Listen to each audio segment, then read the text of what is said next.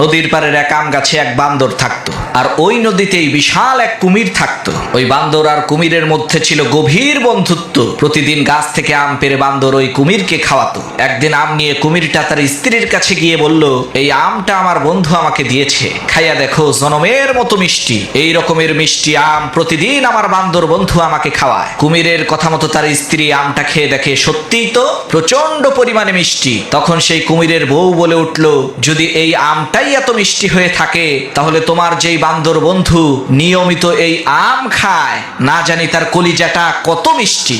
আমি কিছুই বুঝি না, যে কোনো মূল্যেই হোক আমাকে ওই বান্দরের কলিজাটা তুমি এনে দিবা। বউয়ের এই কথা শুনে পরের দিন কুমিরটা বান্দরের কাছে যেয়ে বলল, ভাই বান্দর, তোমার ভাবি তোমাকে দাওয়াত দিয়েছে।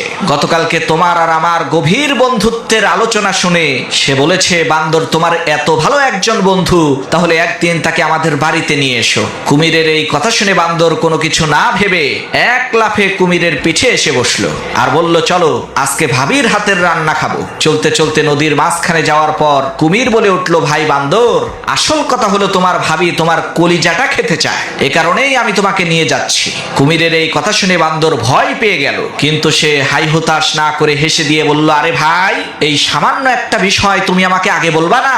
আমি তো আমার কলিজাটা আম গাছেই রেখে এসেছি, তুমি আগে বললেই তো সাথে করে নিয়ে আসতাম। তাহলে এখন চলো কলিজাটা আগে আম গাছ থেকে নিয়ে আসি। বান্দরের কথা শুনে যখনই কুমিরটা আবার ওই নদীর পাড়ের আম গাছের কাছে এসেছে, তখন সেই বান্দর এক লাফে আম গাছে উঠে বলল, আরে বেটা ধোঁকাবাজ, যা এখান থেকে।